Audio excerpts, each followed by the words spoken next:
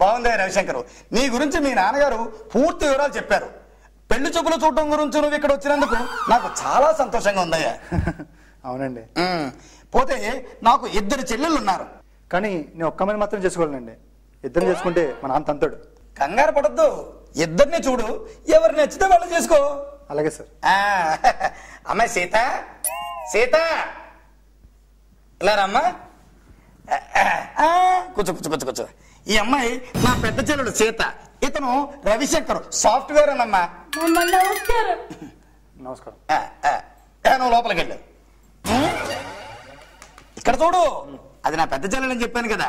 దీనికి ఏంటంటే కాస్త కాలు కుంటి, దాంతో కూడా కొంచెం నత్తి. ఈ అమ్మాయిని పెళ్లి చేసుకుంటే ఇదిగా 10 లక్షలు కట్నం ఇస్తాను.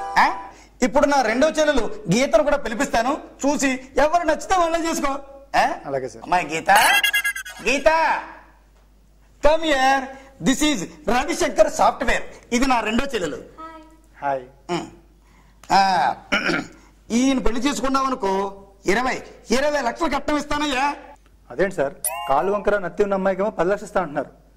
లక్షణంగా ఉన్న అమ్మాయిని పట్టుకుని 20 లక్షలు ఇస్తా అంటారండి.